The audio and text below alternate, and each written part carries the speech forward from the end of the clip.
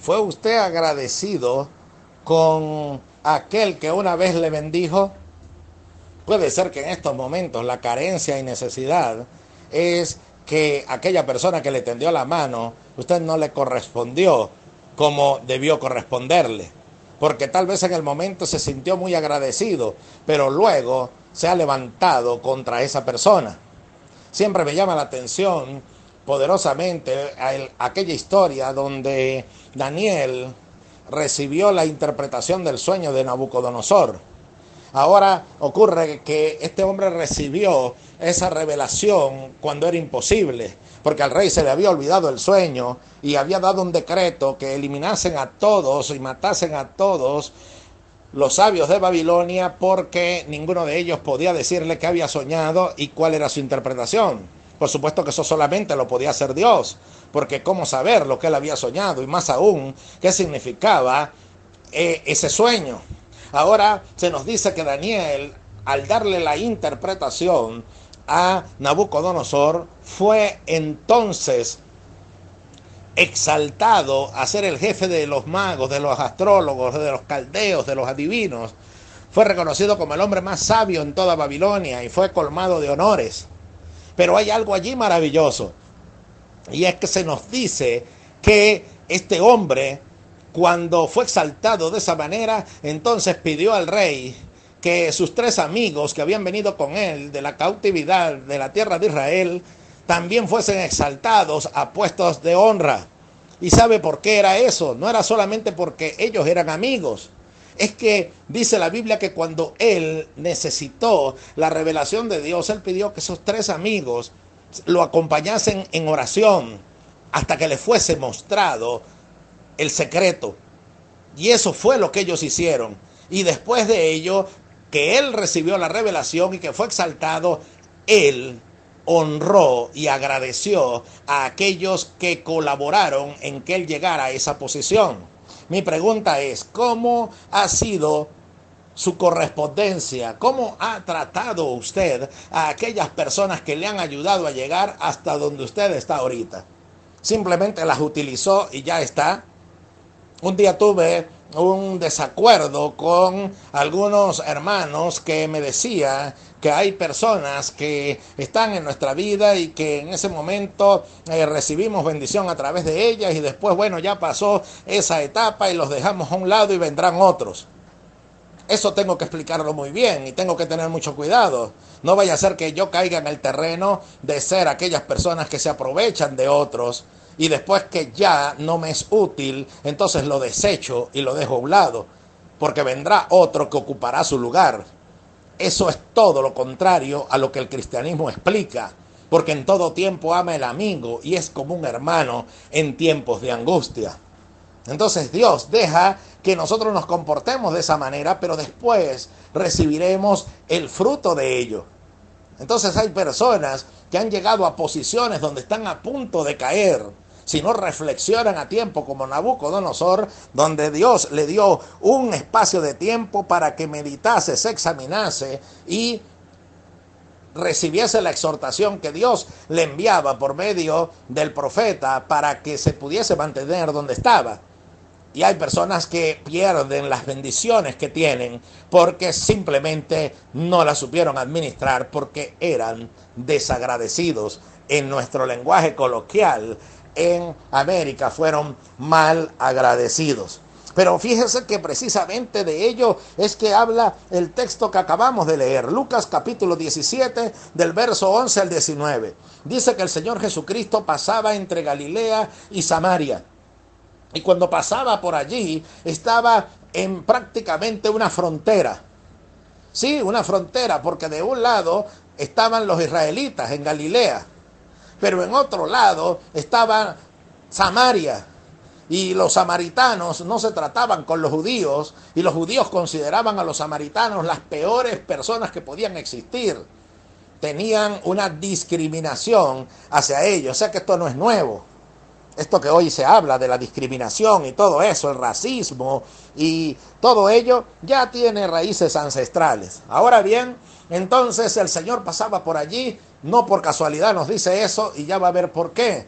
Porque entonces se nos dice que cuando él iba pasando, entonces salieron a su encuentro 10 leprosos, los cuales exclamaban ante él y pedían ayuda, pedían auxilio. Y le decían que los limpiase. La lepra era una enfermedad mortal y una enfermedad incurable para ese momento. Entonces el Señor les dijo, vayan y muéstrense a el sacerdote.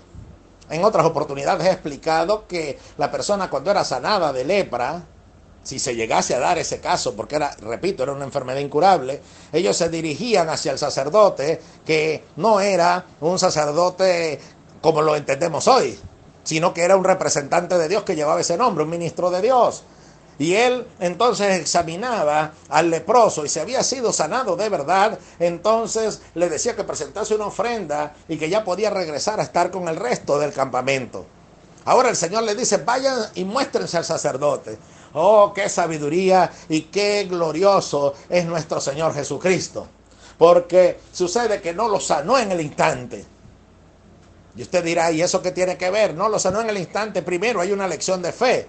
Vayan y muéstrense al sacerdote. Ellos tenían que ir creyendo que la obra iba a ser hecha. Porque cuando llegasen enfermos iguales, entonces iba a decir, y bueno, ¿y por qué vinieron acá y si ustedes no están sanos?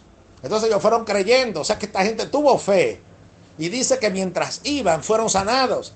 Entonces la fe los llevó a recibir el milagro, a recibir la sanidad. Todo está muy bien hasta allí, pero se nos dice que solamente uno regresó agradecido. Y el Señor le dijo, es que entonces no había más agradecidos con lo que yo hice, sino este extranjero.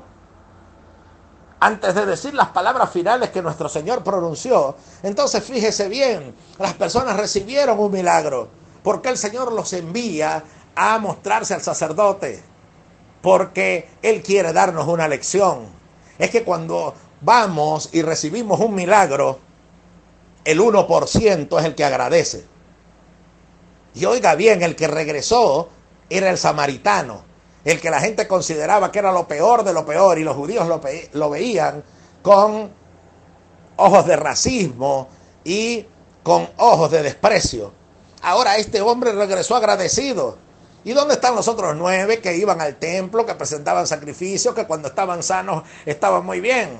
Es que los otros 9 fueron desagradecidos, eran malagradecidos y recibieron el milagro. ¿Sí? Hay aquí las grandes enseñanzas que contiene esta porción.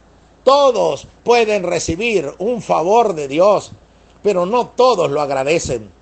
El agradecimiento es voluntario. Así como la salvación, usted la puede recibir o rechazar. También el ser agradecido es una decisión personal. Y que aunque hayan 9 a mi alrededor que no agradezcan, yo voy a ser agradecido. Oh, qué glorioso esto. Pablo dice en la Biblia que cuando estuvo encarcelado y ya estaba para ser sacrificado, dice, ninguno estuvo conmigo en mi defensa. No les sea tomado en cuenta. Es decir, que a tanta gente que le predicó, tanta gente que oyó el mensaje de salvación a través de él, tantas personas por las que oró y recibieron un don espiritual, tantos ministros que ordenó, tanto que trabajó, que dice la Biblia que él trabajó más que todos los otros apóstoles, pero no él, sino la gracia de Dios con él. Y en el momento más oscuro de su vida, que ya estaba para ser sacrificado, que ya él sabía y Dios le había revelado que había llegado el final de su existencia y lo estaban preparando para ser ejecutado, ninguno de ellos estuvo allí. Es decir, que hay circunstancias adversas en las cuales señalamos a otros. Esa es consecuencia de su pecado. Esa es consecuencia de estar mal con Dios.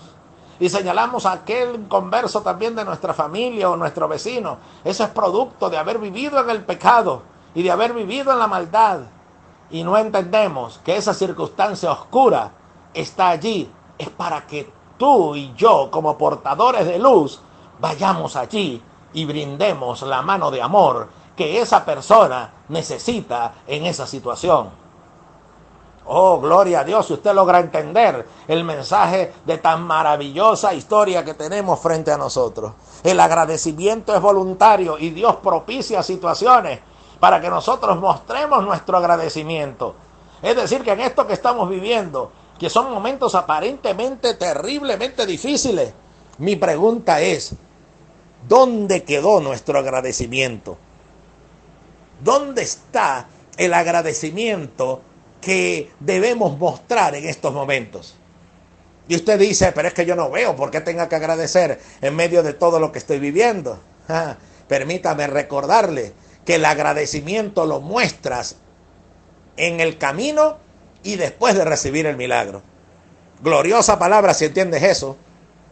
Siento arder mi corazón cuando se lo digo. El agradecimiento lo debes sentir antes de recibir el milagro, cuando nada ha cambiado, pero empiezas a valorar y agradecer lo que está pasando. Y luego de ello, el agradecimiento se manifestará de forma exponencial, porque entonces ahora vas a agradecer porque vas a ver el milagro que has recibido.